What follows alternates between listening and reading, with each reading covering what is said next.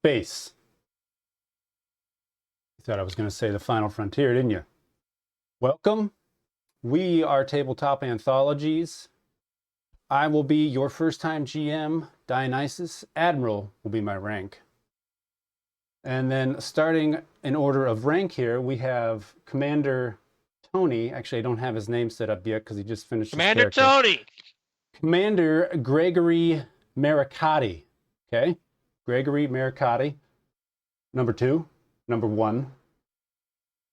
And then to my right, we have our science officer, Commander Kulat. And then on con, Lieutenant Commander Tak Thrall. I believe I'm pronouncing that correctly. And then lastly, your chief medical officer, Lieutenant Junior Grade Andal Grax. So today, our first session is going to be a session 0. So we're going to go over through what the Modiphius calls the life path overview. Now everybody's already created their characters.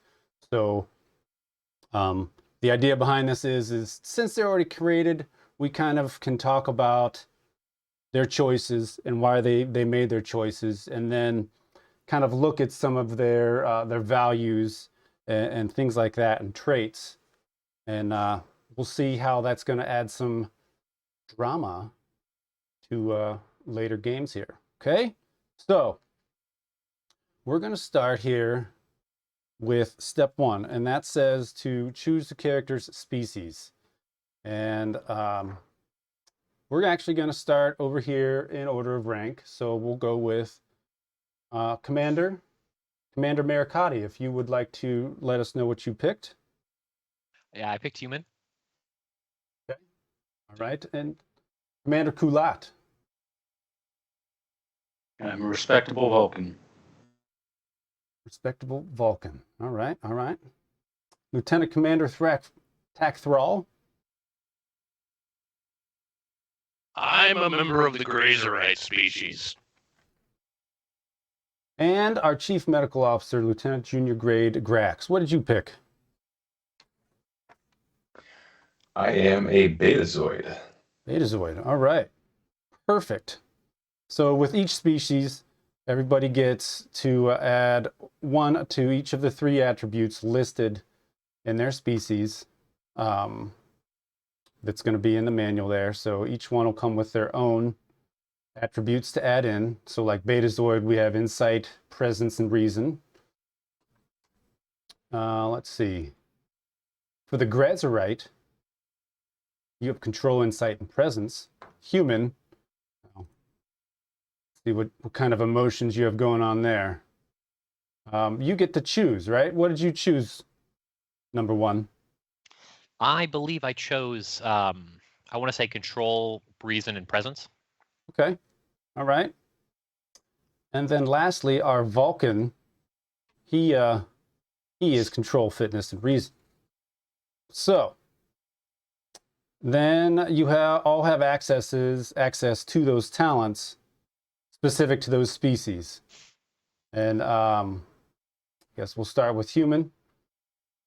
Which one did you pick out of the talents? Resolute or Spirit of Discovery?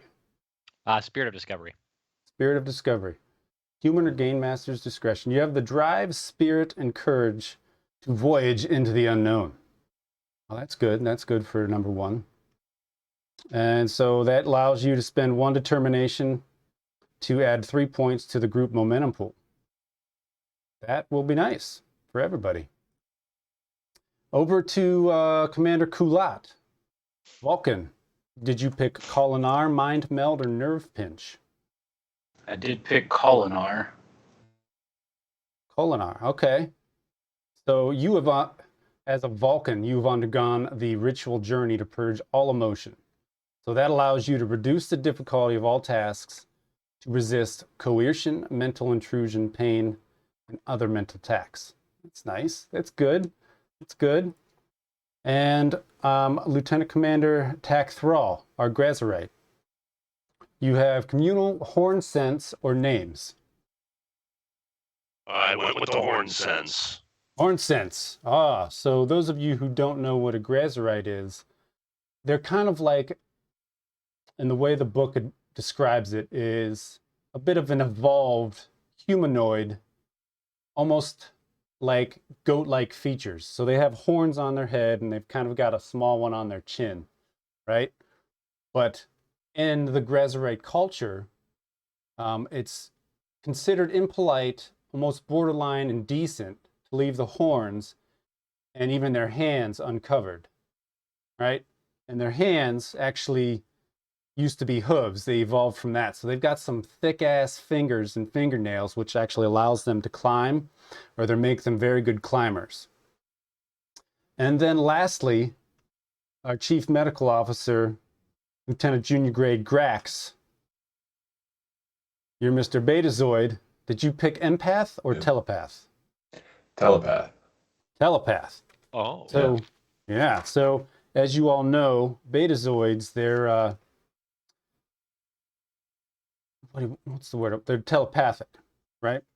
And that allows him, or I should say, this talent allows him to sense surface thoughts and emotions most living beings nearby, and you can actually communicate telepathically with other empaths and telepaths, as well as those that you're extremely familiar with.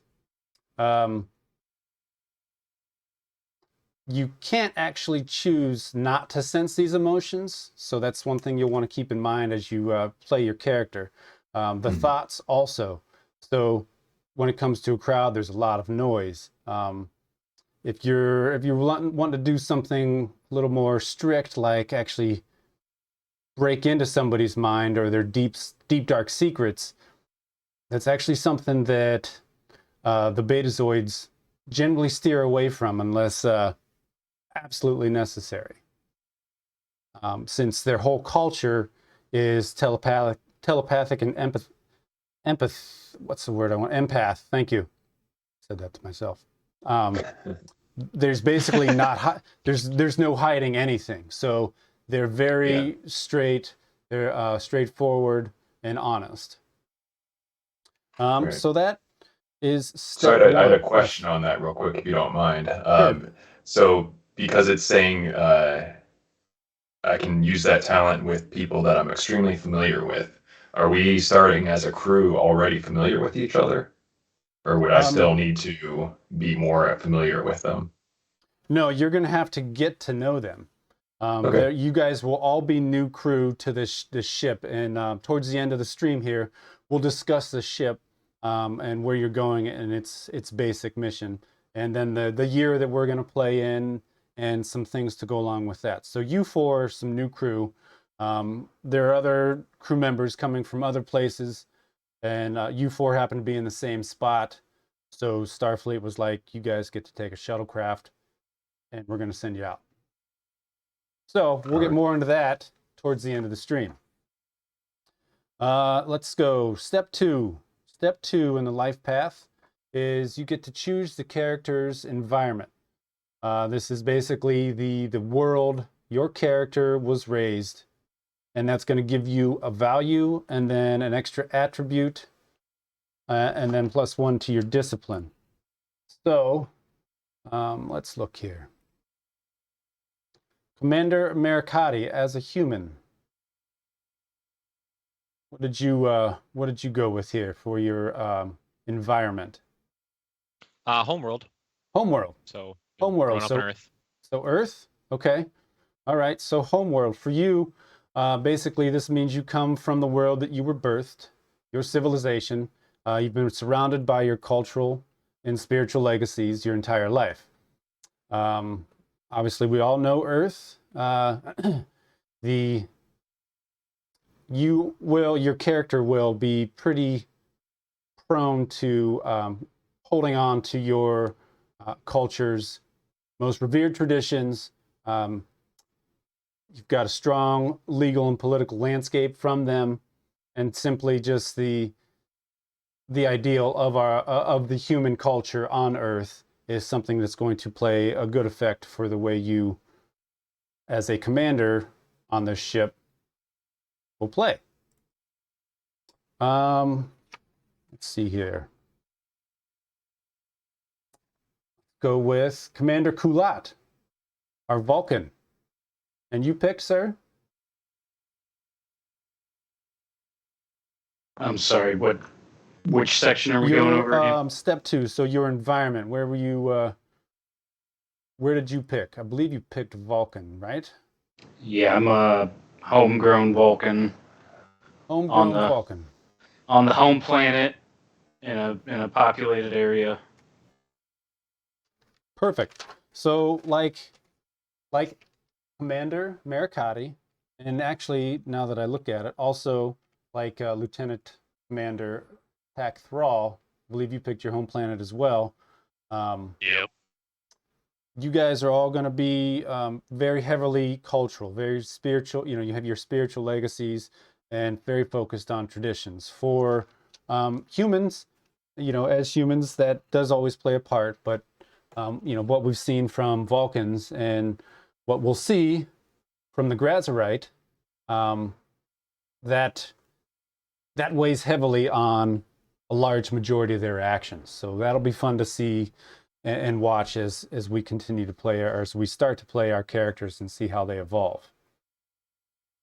All right.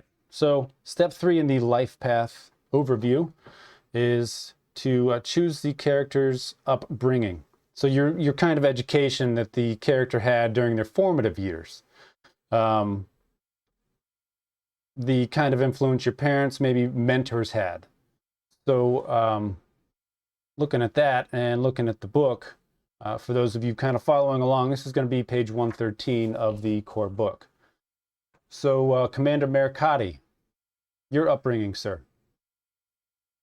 So, Starfleet. So I spend most of my life through Starfleet. Okay. Anything to add to that just yet? Maybe we'll get this more specific. But as far as Starfleet goes, coming out of Earth, I went right into Starfleet almost as like a commander path. Specifically because my family has a lot of military, a lot of Starfleet influence. So I was kind of groomed for that role, you could say. And then during my process and upbringing in Starfleet, I made a lot of values that were formed through this process. Like I learned that a couple of things: exploration is the human ambition, which is one of my values. I value exploration very highly, as well as all life is sacred. Those are kind of the two that I really meld with during that upbringing. Fantastic. All right. And onward to Commander Kulat, our science officer. What did you pick, Commander? My upbringing is science and technology, so I decided that. Sorry, cattail. No, that's good. That's fitting. You gonna have a cat like Data? Yes. Good. So my background is, I'd say that my parents are. Yeah, I guess maybe I should look up Vulcan child rearing, what their family life is like, but I'm saying that those that raised me were, notable scientists, so that's kind of the path that was assumed for me. Computers and, using logic to solve life's problems. What we expect with Vulcans, right? You practiced your Vulcan voice yet? Yeah. Gonna be cool and calm like Spock. Gonna be straight and to the point like Tuvok, or gonna be kind of like a mixture of Vulcan and You try not to say it. yeah, I don't even remember his race now because I forget. I'm gonna be Tuvix. A Talaxian, yeah. So where the transporter accident combined them both. It kind of turned a Vulcan into a happy-go-lucky morale officer. All right, so Lieutenant Commander Tack Thrall. Hey, So real quick, did you see Judge Wolf in stream? No, I did not. What did he say? Apparently, I have an echo. You have an echo? Oh, you do. It's the Oh, NDI yeah, source. NDI. The NDI Yep. audio size. Yeah. Thank you. I'll mute those now. Thank you. Thank you. Thank you. Thank you. There we go. Perfect. All right. So onward to Lieutenant Commander Tack Thrall on our con. What did you pick for your upbringing? Right. So back on Grazerite, my father he was a great engineer. He helped all the factories and was very prolific in his abilities at back at home. But he always told me he always dreamed of these big Starfleet ships and the engines that they must have in them, and that fascination grew in me. And as soon as I was able, I signed up for Starfleet to run transportation ships. And after so many years, well, they convinced me that I could save a lot of lives by flying something with actual living beings in them. So that's where we're at now. Awesome. So you guys didn't put it together. His upbringing is Starfleet. All right. Lastly, Lieutenant Junior Grade Grax. Yeah, so my upbringing is science and tech because Okay. on the frontier colony where I was raised, my parents were medical doctors and cared for a lot of the people there, and I learned through them. Okay. All right. That'll be great. And that'll actually come in handy for you being the chief medical officer. And what do you think about maybe working alongside a emergency medical hologram? I don't know much about that, but I'm eager to learn. Well, he's one you'll have to learn to get along with. He's a good help, though. If those of you who've seen Voyager, you know exactly what I'm talking about. All right, so that's step 3. That gives everybody +2 to one attribute and +1 to a second attribute, +1 to their single discipline, and then they all got 1 focus and 1 talent. All right, so would anybody like to talk about their talent that they picked, or would you like to all move along? Sure. You know what? I got the talent. I received the talent of diffuse the tension. Whenever you attempt to task or persuade someone, wait, hang on, sorry, my shit just fell apart. Whenever you attempt to task or persuade someone not to resort to violence, you may add a bonus D20 to your dice pool. Perfect. Anybody else? Anybody else remember what they picked? I think Sure. for that one, I chose field medicine. When attempting a medicine task, I may ignore any increase in difficulty for working without the proper tools or equipment. All right, all right. I went with flyby. Whenever you use a swift task, use the swift task momentum spend, you do not increase the difficulty of the second task if one of the tasks you attempt is to pilot a vessel or vehicle. Perfect. And I did cautious science. So anytime I add a D20 with momentum to a science check, I can re-roll one of the results. Oh, that would be nice. Okay. So, step 4. You all eventually attend Starfleet Academy, which is why we're here, right? So, this track, not trek, you get to choose whether you choose the command path, the operations path, or the sciences track. So the years you spent at Starfleet Academy are some of the most memorable and definitive of an officer's life. They shape the direction of the career that you all choose going forward. For those of you who passed the grueling entrance exams, which obviously all you all actually have some good rank to you, being we have 2 commanders, a lieutenant commander and a LTJG. You guys passed with flying colors back in your formative years in Starfleet Academy.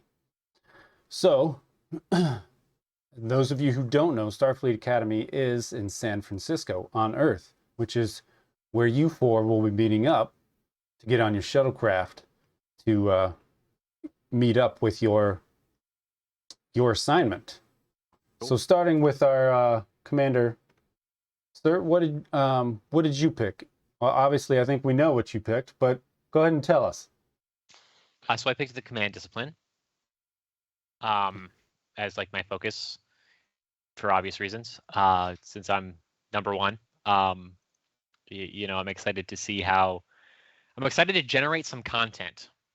You know, with your help. Honestly, end of the day. We can certainly do that. Captain and the XO have to run the ship, right?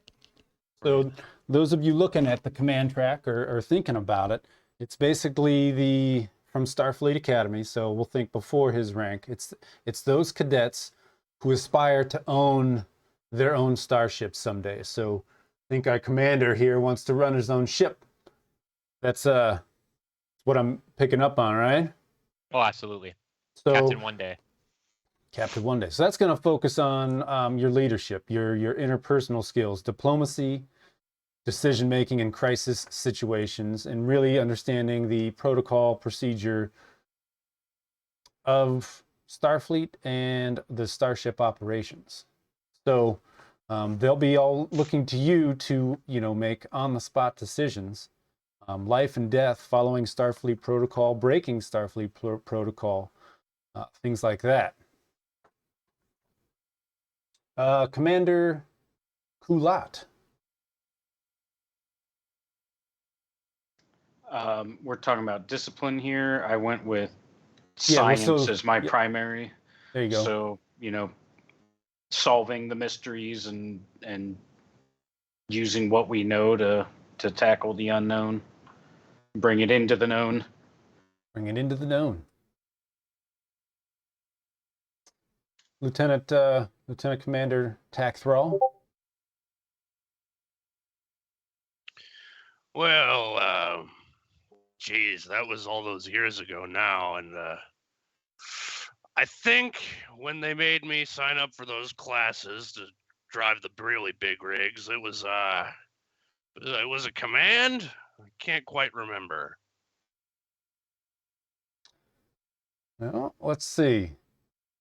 You had Starfleet, so for your academy, you probably picked. Let's see.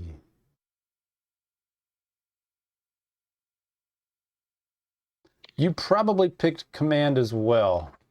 I thought so.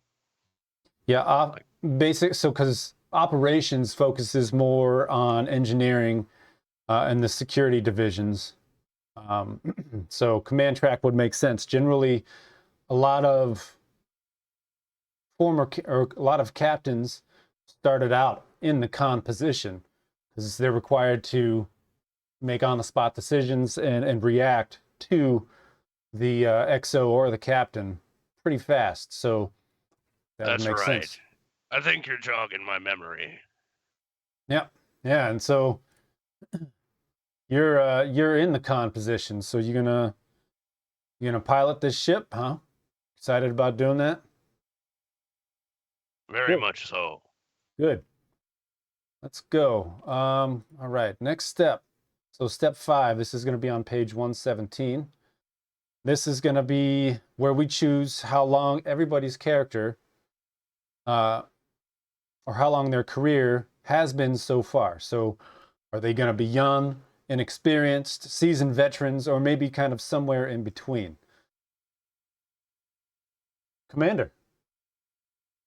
So for Commander Maricati, I did put experienced. I wasn't exactly sure how much experience was like necessary for the rank of commander when it comes to it. So I just went right in the middle, went for experienced, and I believe that picked up a talent and a value, I want to say. that picked up 1 talent and 1 value. If you would like to tell us what you chose, Sure. if you So, recall. yes. So for talent, I picked up Dauntless. So that's whenever I attempt a task to resist being intimidated or threatened, I may add a bonus d20 to my dice pool. So it's more resilient to that sort of intimidation. And then for my value, I added for the greater good as like a. I've learned through my experience in Starfleet that it ends up being for the greater good. Whatever that might entail in the exact experience is unique for each experience, but in general, for the greater good. Good. Commander Kulat. Good. Good. I also went with experienced, so my guy's not, green, but he's also not Oh, he's green. towards the end of his career. Blood's green. Green Bloods. This week on NBC. And NBC. So he's got some experience, but he's not, the oldest guy around. But with that, he got technical expertise. The descriptions: at any time I'm assisted by the ship's computers or sensors, I can re-roll 1d20. So the idea there for me was I'm used to working on at least a ship. I mean, I don't know how we're coming together to be new to this other ship, but I'm at least experienced to using Starfleet technology to assist me. Yeah, basically, based on all your ranks and everything you guys have picked, you all have had experience elsewhere in Starfleet. So whether that's on a space station, whether that's at a science outpost, or even on another ship, you're all going to have experience from that. Lieutenant Commander Tack Thrall. Yeah, so I'm well into my prime, if not past my prime at this point. I am considered a veteran, and with so I got the talent push the limits. Whenever you succeed at the evasive action task, you may spend 2 momentum. If you do, the ship does not suffer the increased difficulty for attacks normally caused by evasive action.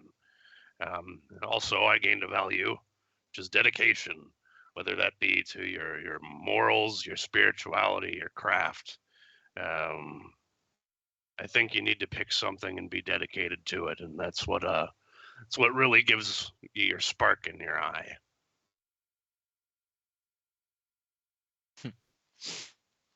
Lieutenant Grax. I am actually a young officer, not been out of the academy very long. He's green. Oh. All and right. due to that, the value I picked was inexperienced and idealistic. Aw. What's That's that so one say? cute. What's that one say? That was just my value. So okay. Yeah, the okay. talent I took, though, was untapped potential, which I can't say Ooh. I fully understand yet. It got a very long description. I think it makes you able to take 12 and 2 stats or something. Go ahead. It limits my stats, but go ahead. It's actually very nice, and not to interrupt you. So because of your inexperience and your talent, which for somebody who's lieutenant junior grade, for somebody who's young and inexperienced, to be put in the chief medical officer's position, it speaks highly of them, of their ability to conform to Star Trek and perform for Starfleet, right? So, and you kind of see that, in a Deep Space Nine character who also was very smart, was kind of lower in rank, and that was Julian Bashir. But then, if you watch Deep Space Nine, you learn he has some underlying things that assisted him to be extremely smart and things like that. So that, going back to the untapped potential,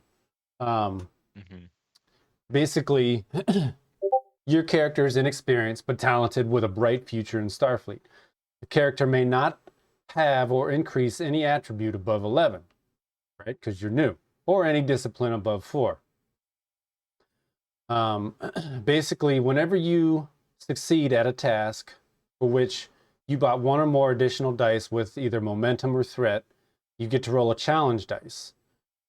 You receive bonus momentum equal to that number of challenge dice.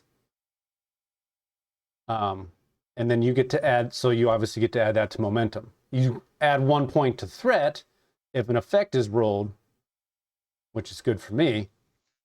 But that's a nice way to get pool up some momentum for you guys and your players and your characters, so they can use that. So that'll come in handy. You guys will definitely want to use that. Let's see.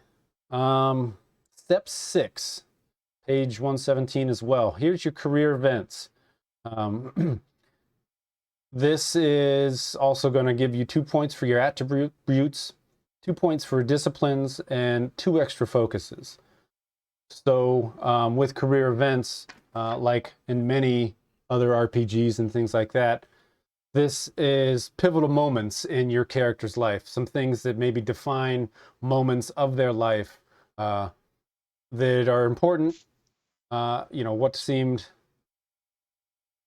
definitive to an ensign maybe in their early 20s, maybe inconsequential to the same person several decades later. So this is kind of gives everybody's character a little bit more background, a little more depth to some things they may have experienced in their time. Number 1. So I put down that I negotiated a treaty, but I've yet to figure out what culture, because I want it to make sense chronologically. So we'll get back to the culture, but basically I negotiated a treaty for entering the Federation, perhaps with a diplomatic team, have very hands-on experience dealing with otherworldly cultures. So I think that kind of fits right into play here, especially with the kind of crew that we got. All right. Is that let me make sure. Is that the only one you picked? You guys only get to pick one? You get to determine 2 or more. Oh, Mine I only had picked the 2. one. Oh, I only picked the one. I can. If go you back want here to and pick look another over one. it, I'll go to the other characters, and Yeah. then we'll come back to Sounds you. good. All Sounds right. good to me. Commander I'll Kulak? be ready. Okay. I don't see them written on my sheet anywhere. They might have been from maybe the Alpha Quadrant or Beta Quadrant book. Yeah, I remember the one. I don't remember So, the. if you go to page 120, 119, on the upper left-hand side, you'll see a career event table. Hopefully, you'll remember which ones you picked if you looked at those 20 that are listed. Sorry, I don't have the book up. One moment. It's okay. I know the one was I discovered an ancient technology and helped figure it out, essentially. So that's probably discovers an artifact. Is that right? Yes. Okay, so that is number 16, discovers an artifact. Let's look at that real quick. So during a survey mission, you discovered a device or fragment of technology from a now extinct civilization. Some questions we may ask is, what did this piece of technology do? Does it still function now? And then, what do we know? Maybe what does Starfleet or Vulcans know about the civilization that made it? And if you don't have those answers right now, that's fine. That's fine. I do not. Those are some illogical. So those are some things we can look at and maybe hit up later. I have the effect of it is that, I got a better reaffirmed my ability to reason, and I think I got some engineering out of that. Let's see. It said 16. Yeah, you study the technologies, increasing your reason by 1. You get to you're more due to the study. You're able to understand unfamiliar technology, increasing your engineering by 1, so your discipline, and then you gain to focus reflecting to the event and the aftermath. And do you remember what you picked? I think that might have been technical expertise. Yeah, that might have been when I got my technical expertise. Cool. Cool. Non-triggering cool. And Lieutenant Commander Tax Thrall, sir, what did you pick?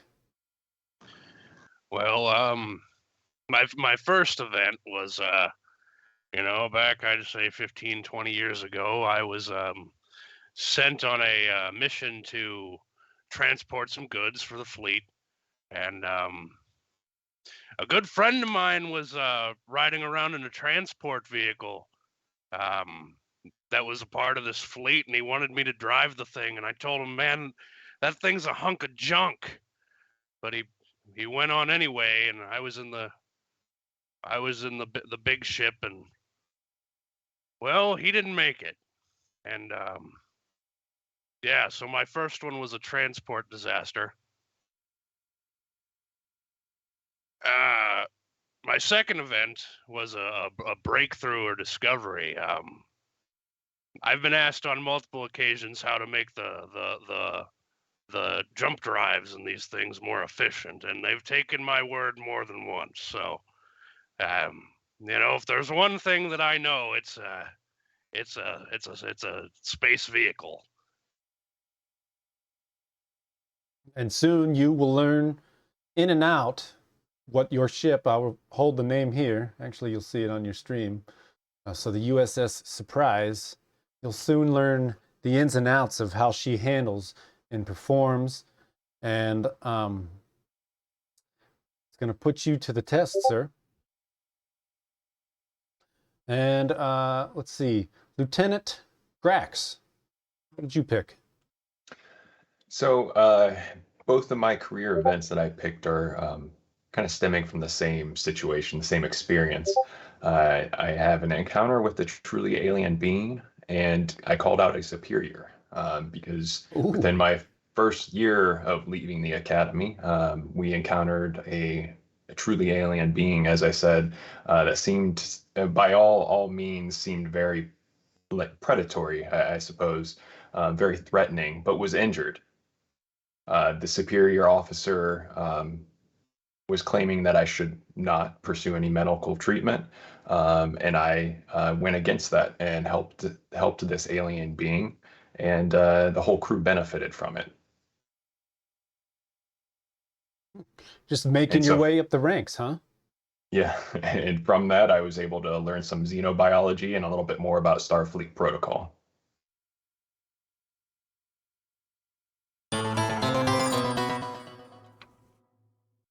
Hi. Guess we're getting raid from Lord Lethris. Hey, thank you for the raid. Nice. Live long and prosper, everybody. Welcome, welcome. Come on Welcome in. The aboard. water's nice. Beam aboard. Beam aboard. Okay. Commander Maricotti. I'm gonna get that right. Commander Maricotti. Back to you for your rear event. Right. Your second. Right, we talked about that treaty. The second event that I picked up was calling out a superior. And so what had happened was I had called out a former captain. That individual was attempting to violate the Prime Directive in a paranoid preemptive strike. But this was brought upon by some alien psychological influence. But again, that was a tough pill to swallow for the rest of the crew. As we attempted to relieve the captain of command while under the psychological influence was quite a feat, I'll say. But it was done, and our captain is, well, former captain is alive and well. Retired, but alive and well. That's good. So, Commander, if Lieutenant Grax decides to call you out, how do you think you might handle that? You know, being the young hot shot before you were a commander, you know, are you going to look at him and say, who's this punk? Or are you going to look at him and say, you know what, I was that way too? And well, I think we'll have to play that by ear, but if he's cute enough, as long as we can have private conversations in the back, then I think we can resolve all of our problems. Oh, perfect. So expect you to be in the holodeck quite often. Quite often. All right, so our last step for the life path overview here is step 7. So this is the finishing touches. You all get to add 1 value, 2 attributes, 2 disciplines, and then we have to make some adjustments to make sure your attributes and disciplines don't go above maximum scores. And then we set your other stuff like your stress, your damage, things like that, your reputation. And so let's go there. That's going to be on page 123. All right, final checks. So everything added together for everybody should add up to 56. So that is for your attributes. For your disciplines, that's up to 16. You should each have 4 values, 4 talents, and 6 focuses. In Foundry, our sheets will do this automatically for you. Your stress is going to be equal to your fitness. Your damage bonus, that'll be set as well. Obviously, you have all set your name. That's great. You've set your department, your rank, your role. I've included all of your equipment. So you all get starting. You've got your uniform. You start out with a tricorder and your communicator. For our commander, for our, I should say, our XO, our commander Kulat, and then also, I believe it's Lieutenant Commander Tak Thrall. You all get phasers, phaser type 2. So those are a little stronger than the type 1. Lieutenant Grax, you still get phaser. It's just going to be a type 1, a little less strong, if you will. All right. So you've all picked your names. Again, everybody here, we have our commander, Gregory Americati. He's going to be our XO, our number 1. And our science officer is Commander Kulat. Am I saying that right? Okay. And then on Con, we have Lieutenant Commander Zemp Tak Thrall. And then our Chief Medical Officer, Lieutenant Junior Grade Andal Grax. So as we kind of come to a bit of an end on our character creation here, is there anything anybody would like to add about their characters before I kind of explain a few other things and then go into our game? We'll do a round robin in terms of rank. So clockwise from our stream screen here. Commander Mercati? Sorry, what did you want me to say? I wasn't listening at all. Do you have anything you would like to add about your character, sir? If you could Sorry, Admiral. focus from the holodeck just for a minute, sir. So it's just some things about my character. I want to be cool under composure. I want to be able to recite what needs to happen without stumbling over my words. So that's something I'm gonna have to focus on. Even out of game, I think I stumble over my words a lot. So I kind of want to draw this character into really honing that down. I want to be relatable because I think we have a lot of big personalities on this team. And there's no room for 4 big egos, right? So somebody's got to be the Rock. So I'm going to be the Rock, and I'm going to try to be like a cohesive glue between our 3 big personalities we have on our crew, amongst whatever else NPC or supporting characters we might have. And then finally, when it comes to protocols and dynamics and all that good stuff, I definitely want Mercati to be able to recite those protocols, make sure we're following everything to code, and that we're working together and using the strengths of our team to our favor, and being able to point out our weaknesses, including myself, where applicable, so that we can all grow together as a team. And have some fun playing a sorry. role-playing game. Sorry. Oh, yeah, there we go. Perfect. No. Commander Kulat, our science officer. Anything else you'd like to add about your character? Anything we should know? I'm going to be going for the typical stoic Vulcan, calm, cool, collected, away from emotion, and that'll be his strength and his weakness. So that's where I'm aiming with him. He's strong at throwing himself at problems, but working with people, he doesn't quite appeal to the emotional side of people. So that's where I'm aiming. Thank God we have a Betazoid. Otherwise, if it was just you, you'd be. Ooh. Yeah. So what do you think of Vulcan might think about your medical officer being able to read his mind? How do you think he might react to that? That's something he would be bothered with? Being almost as a Vulcan yourself, you're kind of telepathic too, right? My mind to your mind, my thoughts to your thoughts. I didn't go with mind meld as an option, but I don't think he'd be bothered by it. I think he's so calm, cool, and collected. Like, what's it called again? I have Kolinar, so I've purged myself of emotion. So really, I should have nothing on the surface for him to read into that I don't intend to be read, right? And even if he did, I'm not emotional, so I don't think I'm really concerned with him seeing anything he shouldn't or anything like that, So I think I kind of nothing it. Okay. All right. You have learned to suppress your emotions. Okay. That, and I'd say, what was I going to say? It just dropped out of my brain there. I mean, I have learned to suppress. Oh, so like one of my values here is a responsibility to the truth. My guy doesn't, let emotion dictate anything, and truth is important to him. So anything that would be read is the truth, So that's what he's going to say anyway. So another reason he'd be unconcerned. So I do have to ask, being a Vulcan,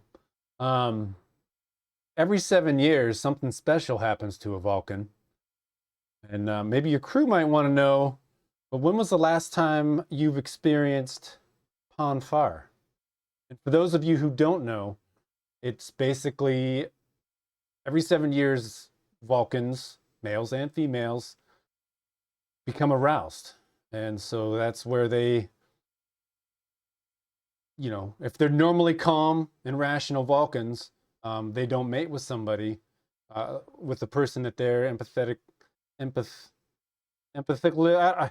if they're not attached, I can't say the word, empathically, there we go, bonded. They eventually enter Plactal, the blood fever. So they become violent. They can actually even die unless they mate or even engage in a ritual known as Caliphie. So, you thought about that at all? I did not. Okay, well, we've got holodecks, right? If that'll help you. This is familiar. I forget which series this was in, but I'll have to re-up on that. I think Tuvok went through it on Voyager, I believe. Was that the first that came up? I don't know. I don't know if Spock went through it. What'd you call it? Ponfar? Ponfar, yes. I don't remember when the first existence of it was. All right, yeah, I'll have to look into that and come up with an answer. Okay, cool, good. And Lieutenant Commander Tack Thrall, sir, how about you? Anything to add about your character? Yeah, so I mean, I think like I kind of explained a little earlier, Zemp, it's not like growing up being a part of Starfleet was like a dream of his or anything.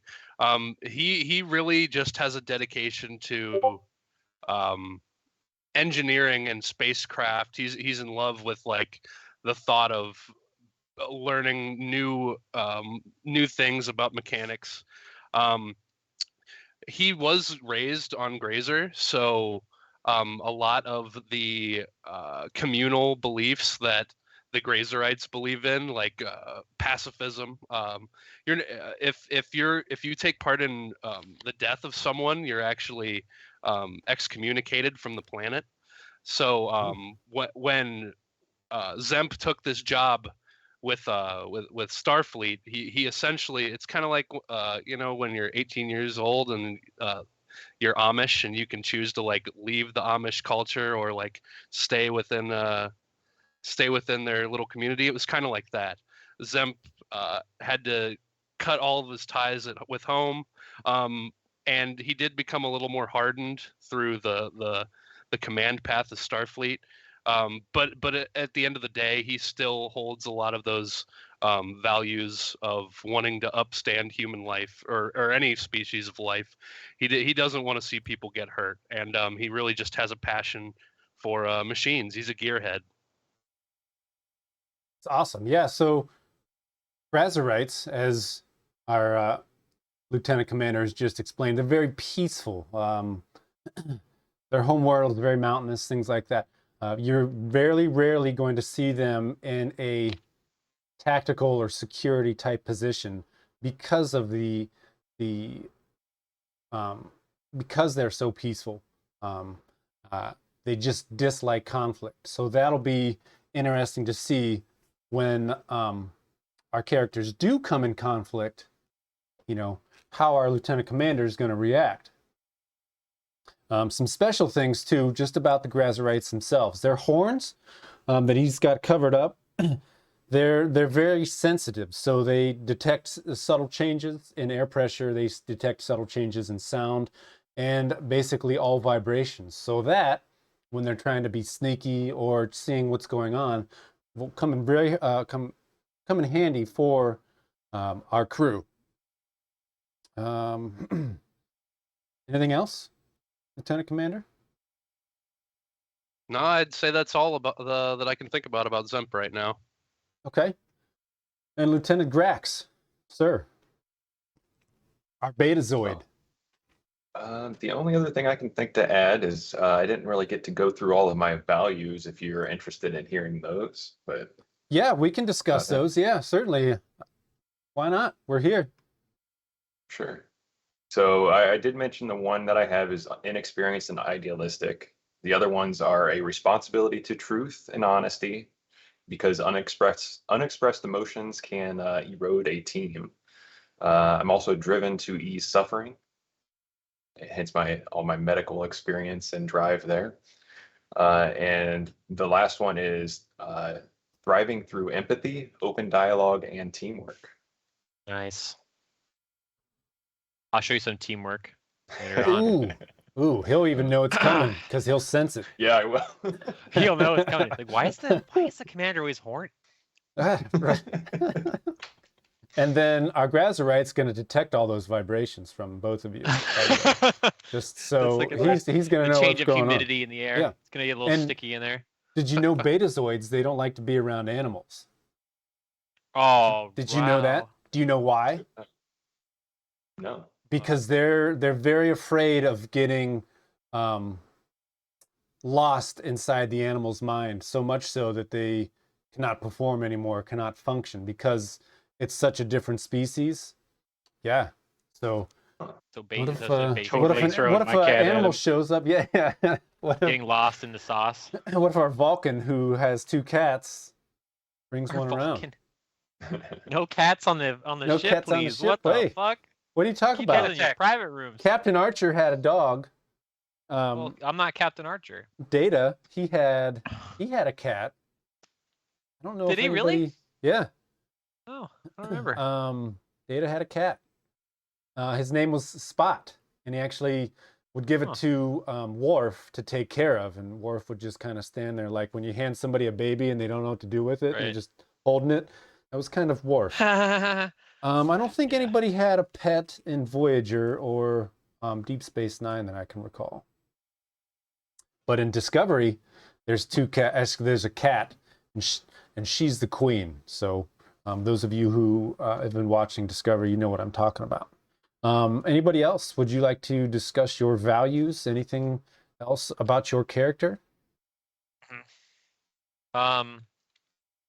Oh, I really just cannot stand grazerites. Yeah, I think they're the worst species on the planet, galaxy. Well, I'm sorry you feel that way. You want to fight about it? Shirts off, outside. No, not really. Catch No. these hooves. Yeah. Shirts, They're actually shirts just out off in the super nebula. thick fingers. That doesn't sound Well, very sorry. becoming of Show a you some thick fingers. commanding Oh. officer. Yeah. You don't ooh. fight me right now, you're fired. Tempt me with. So is that going to be like with Picard? There was fencing. With Riker, there was that space age jousting, whatever it was. Yeah. Is that what you're going to do? Is you're going to push your lieutenant commander past his comfort zones? Absolutely. I'll let my hair down and everything and throw fists. Oh, ooh, throw fisticuffs. So one thing I forgot to do at the start of it was kind of discuss. There's three things here with your characters or everybody's character that really defines what they do and how they do it. So that's their values, their focus, and their talents. Basically, these are the things that define who a character. So a value is something that defines the character and who they are, why they behave the way they do, and what drives them during times of struggle and hardship. Where to go? Oh no, where to go? Your focus is more kind of like it's a narrow set of discipline. It represents a specialization and kind of an expertise when it comes to a deeper study or practical experiences. So they're not really tied to specific discipline and kind of can be applied to any task a character attempts, so long as the focus would logically benefit the task being attempted. And then the other one Very is logical, Admiral. very logical. And then the last one is your talents. And they're additional benefits that a character possesses that defines their areas of specialty, advantages of their personal approach to circumstances, and then other decisive abilities. They kind of take the form of a bonus. So extra d20s, rerolls, bonus momentum, ability to use maybe different discipline in a situation and things like that. So, if nobody has anything else that they would like to discuss about their character, we can kind of go into the start of the show, an explanation of where we're starting timeline-wise, things like that. Is that something everybody's ready? Does anybody else have anything they want to add about their character, say about the game? I should say, do you have anything you would like to add, maybe out of character, about playing in Star Trek Adventures, anything like that, before we kind of go into an explanation of the game? I could start with our commander if you've got anything. I don't think so. I think we covered most of it anyway, for me. Okay. Commander Kulat? Nothing here, Admiral. Lieutenant Commander Tak Thrall? Already here. And Lieutenant Grax? I just want to say you're doing a great job so far. Thank you. Wow, Thank you. fucking simp. I'll make a note in your personal record, Lieutenant. We'll talk. We'll talk to the captain. Right? Classic. Right? That's perfect. That was good. No wonder you've ranked up so quickly. So, we've got a follow. Thank you, Lord Lethris and RRW95357. It sounds like I'm saying a Borg here. Or it could be a bot, bot, Borg, same thing, right? So, here we are in your shuttle, right? So, let's see.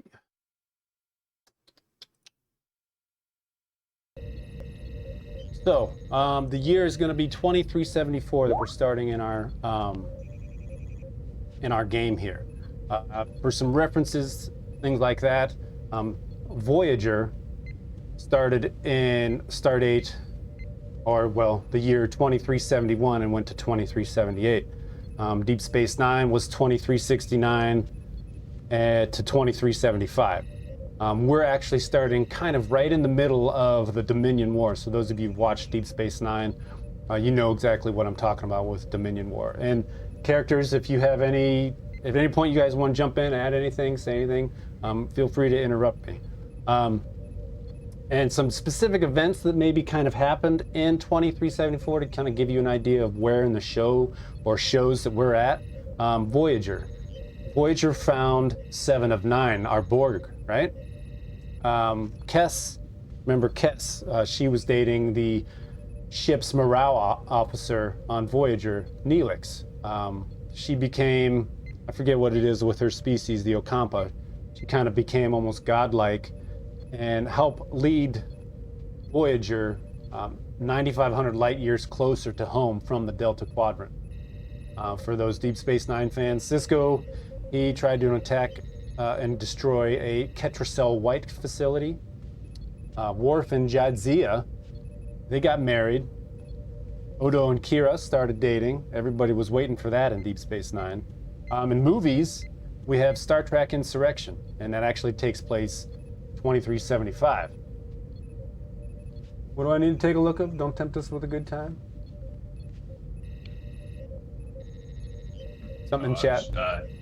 Scud was asking if there's a built-in minibar on the ship. Oh, you Saying mean maybe need like to zoom 10, in you're and talking take about a 10 forward, That's or right. just on the But shuttle? on the shuttle. Oh well, I don't know. That's You know, like on a limo where it's got the decanters and the glasses and that's probably hidden, but you know, you never know what the commander is gonna do. The XO number 1, right? and our RRW was gonna assimilate us. That was Oh. the good time I was being tempted with. Oh, resistance is futile, everybody. So, as stated before, you guys are all going to be flying on, it's going to be a newly commissioned starship called the USS Surprise. Okay? So, actually, where'd my sheet go for that? Ba-dum. I really hope we're a cloaked attack vessel. No.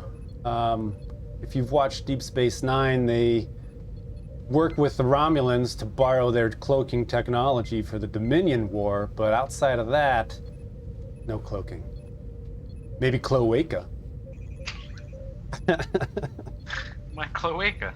Yeah. Just with a name like the USS Surprise, unless I heard that wrong. Oh God, there's an USS enemy Surprise. ship uncloaking. Oh, That's the surprise. it's the surprise. Yeah? No. And So, for some ideas and your ship size and things like that, it's a medium class cruiser, so it's gonna be a little bit bigger than Voyager. It's about 364 meters long.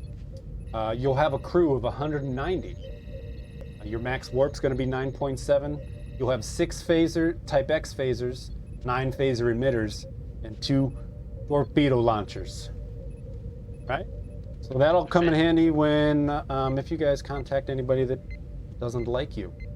what about phaser banks? Phaser banks? Nope, just 6 Type X phasers. So, let's see here. USS Surprise. So How your many ship. Jeffries tubes? Cue me. How many Jeffries tubes? All of them. All of the Wow. Jeffries, but not all the tubes. Does that count? You don't have to stop, Falcon. It's okay. Let's see here. So, your captain, actually, here we go. I don't have a picture for him yet, but your captain is going to be Captain Maurice Rose. Captain Rose. Captain Rose. So we will see him throughout the episode or throughout our session. And a little bit about him. He grew up on a starship. He grew up with Starfleet. obviously he is born for this position. So we will see how he works out. He's got a talents of supervisor, collaboration, command, and he's a veteran. He's got some values where he says, leave no man behind. Every problem has a solution, which will be good for our Vulcan friend. Creature of habit, and he can't walk away. So, Captain, I think those will all be very good for you to have to deal with. I guess we'll go into explain what's going on here. So, your next session, so that'll be in 2 weeks, next Tuesday, that'll be Tuesday the 8th, will be our first jump into the actual gameplay. You all four of you are going to be starting out in San Francisco with Starfleet Academy. So you've got your orders. You're going to be coming back to San Francisco, where they're going to be issuing you a shuttlecraft to take you where the USS Surprise is docked, waiting for the rest of its crew before it starts its mission, which its mission is really just a multi-role explorer at this time. They have a lot of resources dedicated to the Dominion War out with Deep Space Nine. So they're still continuing on all fronts.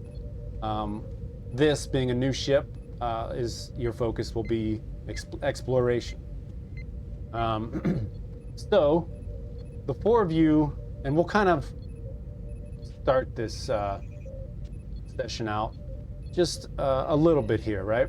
So the four of you get on the ship and it takes off, and you are on your way to meet up with the USS Surprise.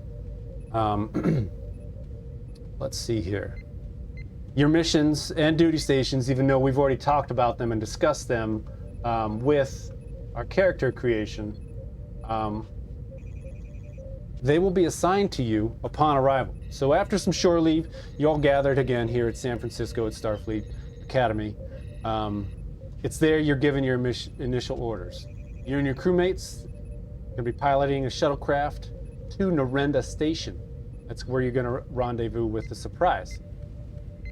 So, who's going to be flying the ship? Well, I guess that'd be me, huh? That'd be you. Oops, hold on. Hold on, I need to put Turg in there. Not even in there. He's in the back. He's in the back doing some stuff. Coming up to the front to get into the spot there. There we are. And He was greasing the engine. he was greasing the engine. Okay. Perfect. So, you're going to be on con. So, is there anybody that's going to take the secondary seat with him? It's up to them. I don't need it. Is that control? I imagine. If that's the case, then it'll be me. I think. In terms of piloting and things like that, yeah, that'll be control. Yeah. Okay. So I'll be the second. I'll be the co-pilot. Okay.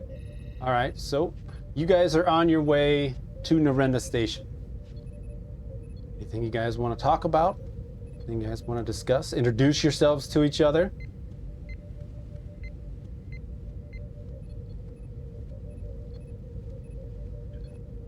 Well, Oh, this suppose- one's gonna be a long trip, boys. What are you saying back there, Betazoid? Hey, what's your name anyway? Oh, name's Andal Grax. Rax. Nice to meet you, son.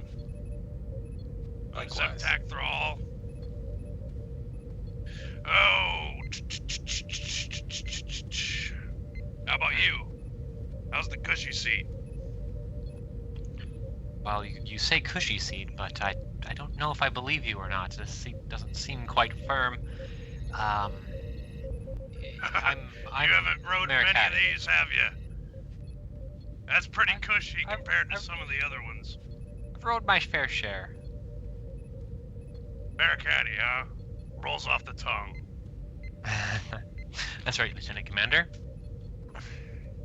We seem to have a lot of. Speaking of Lieutenant Commanders, we seem to have an abundance of brass in this this shuttle. Whoa. Hello? No, my refrigerator's not running. So, as you guys are piloting along, all of a sudden, you guys get a distress signal, right? And Oh wow, that's cool. it comes in. So, who would like to try and decipher the location of that message? Red alert! Red alert! Science officer. Commander Kulat, get on that. I'm To our gonna science assume this officer. panel So- here. Yeah, that's fine. We could use that. That's good. So, and we're all new to these roles and everything else. So, what you're gonna do is you can either to decipher that message, you can look at your sheet and you can use reason and security or daring and security. So again, this is a priority 1 distress signal. So does anybody remember how these work with Starfleet? And what that means or might mean? Not specifically. I also do not. Nope. So My priority 1 reasoning's distress great, signals. but my security sucks. So yeah, if you guys want to discuss who might want to make that roll. You said it was reason and security. I mean, So is the attribute more important though? That's more important. for your Yeah, For the like, game? For tackling this, is the attribute more important than the discipline? Because like I have a reason of 12 and a security of 1. yeah, your attribute's always going to be a little bit more of the focus. Well, it's kind of similar to how Conan was with the disciplines, right? Yes. Like, so the security would be my focus. Like, if I roll a 1, which is my security, I'd have like a critical success. Right? Okay. Say that again. I'm sorry. So like my reason's a 12, like I'd have to roll under a 12, but then my security's a 1. So if I rolled a 1, it would be like a critical success, right? Or 2. Yeah, that counts as 2. That's 2 successes. I mean, my reasoning's good, so I should be able to make the roll, but I guess if someone's more balanced, I have 10 reason for security. Maybe it's better for me to do that. probably then. 8, 9, 10, 11, 12. Okay, so then in that case, I'll grab the. Can you delete my token, by the way, Admiral, and replace me? I Yeah. seem to have issues with this token. It keeps giving me. Okay. All right. Sass. And put you back out there. Yeah, please. There you go, number 1. Is There we go. that better? Is that much gooder? Yes. Oh, thank you. Yep. I'll get on the comms here. Sorry. So how do I do the tasks then? Do I just click the little check mark, perform task? So, I'll bring your Or sheet up here challenge. so everybody can see it. So, Yeah. what are you going to pick? Are you picking to decipher this distress signal? Are you going to pick reason and security or daring and security? So you pick 2 of them Right, reason together, and security. and then that Right. makes your score that you have to meet or be under, right? Okay. So you're going to do what? I'm gonna do reason and security. Reason and security. Okay, go ahead and give that a roll. Perform task. Yeah, once you have reasons checked and you have security checked on your sheet, Yep. then you click perform task. Roger that. Okay. Okay, so you've succeeded. It was a difficulty 1, or sorry, a difficulty 0. So you were gonna succeed, and that'll give you a momentum going into this. How's that? Does that taste good? Perfect. I love it. Good. So this This is distress Commander signal. Maricati. Right. This distress signal originated from Xerxes 4, an uninhabited planet, Class M planet. It contains no sentient life except for a Federation science team. The science team is there to study the flora and fauna. Okay? Looks like we got a distress signal from planet Series 4, helmsman, set our course to Xeris 4, and we'll discuss terms on the way there. What's our ETA, Lieutenant Commander? Your ETA is probably less than an hour away, based on where you're at right now. I'd say 45 minutes to an hour. Affirmative. It's a Class M planet, so we'll be able to seemingly be comfortable down there. Although it's uninhabited, looks like a small science team dispatched there to study the fauna. What are the other details of this distress? That's it? Like they just said we need help. Yeah, it's just Basically. so it's a priority 1 distress signal. So it's for Starfleet. That's basically a type of message of high priority 1, being that it's a distress Biased. signal. Yes, Starfleet has an obligation to go and investigate. So, as the Right. one in charge, it's up to you whether you want to go and investigate that or not. Let's ignore it. It looks like we're close to Xeris 4. We're going to be en route here shortly. I'll remain on standby. We don't know what the situation it looks like there, but we are definitely on priority 1 alert. Okay. Code red. Anything else you guys would like to do? Anything before you head to the planet? Being that you're an hour or 2 away from the planet, anything else you would like to try and roll for? Questions you might want to ask? And again, we're all pretty new to this. My GMing, you're kind of getting into the roles and questions to ask and things like that. So if I'm kind of giving you a little bit of coaching, that's why. That's okay. That's appreciated. encouraged. Are we in any kind of scanning range, or are we too far off yet? You're too far off yet. Okay. Well, I would Commander be. Go ahead. I was just gonna say I would be sitting at the console, like waiting until I can get any kind of readings on the planet. Commander Mercati, do we know anything about any sentient species on this planet? Lieutenant Commander Grax, your concern is noted. We have come to find out that Xeris 4 is not inhabited, although it does have complex life forms, perhaps megafauna. Very well. I am experienced with xenobiology. Noted. Thank you, Lieutenant Commander. Wait, you're Lieutenant Commander, aren't you? No, Lieutenant Junior grade. Oh, Lieutenant Junior grade. Oh, Yep. little baby Lieutenant. Thank you, Lieutenant. You're very welcome. All right. Commander, we're the only ship within days of this destination. Thank you, Lieutenant Commander. Looks like we're on our own here. That's regular, Commander. So as I'm you a guys, commander. Commander. So- I think yeah, right. Go Commander, ahead, Commander. sorry. Commander? So when we're both the same rank, do we just call each other Commander, or do we just call each other our last names? You know. That's up to you. You could say Commander Mercati, Commander Kulat. Yeah. Commander Kulat.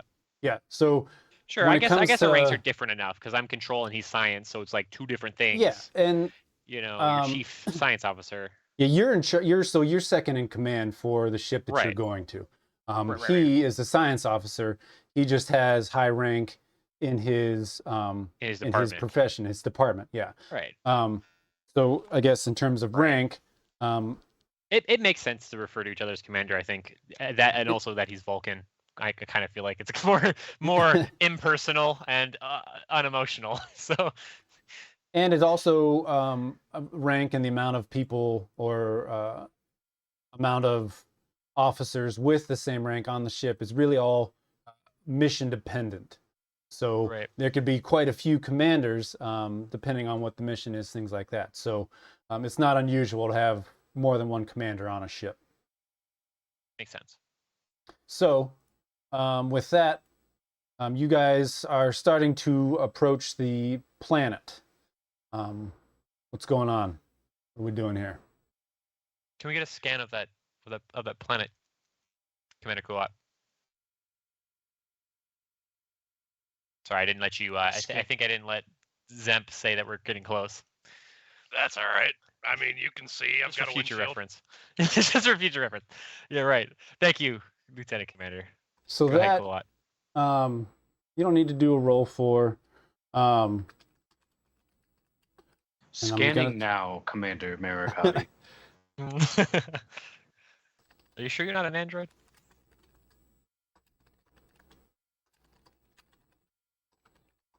Yeah, see, he's typing away. He's pushing the buttons, things like that. Lieutenant, I want you to make sure that you have any medicinal supplies ready and available. We don't know the situation down there that could be wounded. Commander Very well, I will Marikotti. do that. How many are you prepared to help in the event? I am prepared to help as many as possible. So, Admiral, out of character, what are our medical supplies like on this ship? You'll have basic first aid or basic medical kits on the ship. Outside of that, that's it. Nothing special, you know. So on a starship, you have an entire medical bay. With this, Right. this is enough to try Mhm. and keep people alive, keep the crew alive. Okay. But it's very I think basic. like So 5, maybe 5 people alive. you know, I don't even know. So yeah, we'll say. Okay. So how many could fit in there? There's probably 5 in the back and 2 up front. So we'll say 7. How's that? 7 Couple people. bodies on the floor. Couple. Sure, yeah. sure, sure. We'll say 7 If we because need it. again, this is it's a small shuttlecraft. It's really made for 2 officers and then maybe 1 or 2 in the back as transport. Right. But yeah, we'll But go ahead and there's say 5 seats. yeah, I know. I didn't make the icon. Very well, Commander Kulot. Did we get a reading on that planet? Yes, Commander Marikotti. I'm showing it is indeed a Class M planet. I'm also showing a strong ion storm within the atmosphere currently. Roger that. Lieutenant Commander Thrall, is that ion storm going to interfere with our ship's navigation? I don't think so, Commander. Very well, I trust you. So take us in nice and carefully. Did we get a readout on where this science team is located? You did, yes. Scanning the surface now. Cool. Yep. And that's not going to be a roll you need to do for, but yeah, your basic scans tell you where you can be and where you can safely land in Right. terms of that science station. Lieutenant Commander, take us nice and close. Already on it. Commander So- Marikotti, may I make a suggestion? Go ahead, Lieutenant. Speak freely. Perhaps we try and contact the team before approaching the planet. It's a great suggestion. Commander Kulot, can we attempt to make contact? Attempting now, Commander Marikotti. Receiving transmission. You On screen? receive Maybe? you receive nothing but static. Oh, I'm receiving just static, Commander Marikotti. would the ion storm be interfering with our communications, Kulot?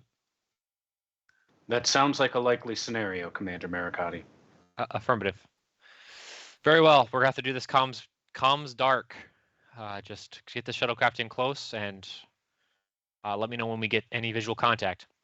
It does appear, Lieutenant Commander, that the storm is getting stronger. Affirmative. We're gonna have to be very careful and we're gonna have to be very calculated here. Again, we don't know the situation on the surface. This could be multiple wounded. Lieutenant, I cannot insist any further of having those medical supplies ready. Okay. So you're taking the runabout in, right? The shuttlecraft. Oh yeah, That's I right. Alright. think. Perfect. So as you guide this runabout in through the planet, as stated before, there's an ion storm, and it seems to be getting stronger.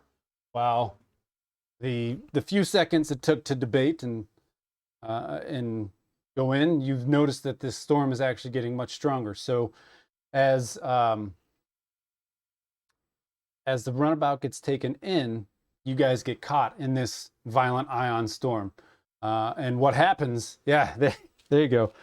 Just like the TV show. what 30 minutes. happens is it knocks out, Perg, it knocks out your navigation, right? It knocks out the navigation. You've basically lost all systems, and the systems are failing. And now, all of a sudden, the planet's surface, it's rising, and it's rising quickly. And the situation, it looks grim for our newly gathered crew on their way. Okay, reroll the that- characters, guys. Yeah, and that's where we're gonna end for next session. Okay. I kind of wanted to dive into a little bit of some basic stuff, just to kind of get you guys into your characters a little bit. And I know when you first get a character, it's always awkward and weird trying to find how you want to play them, how you want to voice them, things like that. And the idea was kind of to partially catch you off guard and get you into that, and maybe find something or an idea of how you want to roll that, or how you want to take your character. So I did that on purpose, but it was out of love. Cool. So in 2 weeks, March 8th, we're going to see what what happens with the crew as they descend towards this planet Xerxes 4, Class M planet, as they descend with very minimal or no controls due to the ion storm. And we'll see what happens to them in a week and a half here. So that's that, everybody. Session 0, you kind of got to talk about your characters and describe them, and maybe talk about the direction you guys wanted to take them. It kind of allowed me as a noob to get in the more storytelling mode, which is new to me, on top of juggling some of the minor GM stuff. While we really didn't do much, it kind of does help warm me up to when we have to do it. So guess real quick, we'll do a quick round robin and end the stream. Sure. We'll start with number 1, Commander Maricati. Well, I'd have to say that I'd hate to say that my pilot lied to me, but Lieutenant Commander, perhaps we overlooked the strength of the ion storm and our ship's navigational prowess. That's of course no fault of your own, but it is cause for some concern as we are crashing down onto the planet's surface. Hopefully, we can maintain control before we hit the ground. But out of game, I think this was set up very well. I like being able to play our characters kind of right now. Like, yeah, it was clunky for like the first 3 sentences, but I think that after we kind of get the ball moving a little bit there, I think we're going to click in right away in 2 weeks. So I'm excited to see where it goes. Commander Kulat, Science Officer. Yeah, a lot of the same there. I'd say we've all got a little figuring out of our characters to do, but you've given us the soft opening, and so now we've got a good jumping off point to think about until next time, and launch from there. Lieutenant Commander Tack Thrall. So, as opposed to like a lot of the other games that we've played on here, Conan and Call of Cthulhu and Dungeons and Dragons, I'm going into this game probably the most blind out of everybody here. I've seen a couple episodes of Star Trek here and there, but I've never really gotten to delve into the meat and potatoes of the lore and just how everything works. And I'm really excited to be able to engage with that, like in this RPG. I think it'll give me a very good introduction to the series, and yeah, I'm just excited to play with these boys and you. And the stream looks great, man. Thank you. Thanks. It took a while. Yeah, a lot of work can be seen Learning. having been put in. Thank you. Lieutenant Junior Greg. His Junior name is now Greg. And You're also a Grax, Greg. our Chief Medical Officer. It was a great session 0. don't really have anything else to add. I think everything's been said so far. Really like the sound effects and all of that. The stream looks very polished and good. You're doing a great job setting up the scenes and everything. It felt like for the last few minutes there, like if we were in an episode of Star Trek. We're assessing the situation and then going in there to do something about it. And the awkwardness of being in a ship, confined in a ship, in a small journey with people you've just met and just known, or just have no idea about. So the interaction obviously is awkward as well. Myself, I'm excited, nervous to make sure I'm covering all the rules without interrupting the story and the storyline, and really just the storytelling. And that's where I'll excel. The storytelling and the rules might slow me up a little bit. So as we go through this, just bear with me. As always, I know you guys are pretty good with the rules and understanding things. I'll just look for you for help sometimes. A lot of this, my hope, I guess, with this is going to be storytelling and discussion, not just from me, but from you guys with your characters. So it really comes into, like, so Star Trek is known for making up words and situations and problems, and also making up the solutions to those made up problems and words. So I guess the book calls it Technobabble. So, the different words like isolinear chips, things like that. My hope is, as we kind of become more comfortable in the game and our characters, that really starts to take over as the discussion. So I hand you the scene, describe it, tell you what's going on, and really the discussion takes over. So that's my hope. But yeah, that's all I've got. We'll work on that in Shuttlecraft Minibar. I think the XO, he can probably make that happen if that's something he really wants done. He'll have to talk to our captain, Captain Maurice Rose. Other than that, I did forget to ask our medical officer here, Lieutenant Grax, as the ship was descending, you probably were filled with maybe some emotions from the players. And while you have no idea what their players are sensing as they possibly could meet their doom, depends on how good Lieutenant Tacthral's con skills are. As we end, I'd like every character to tell their emotions. So it's basically what your medical officer might be sensing as the ship is hitting some ionic turbulence in the atmosphere of the ship. Commander?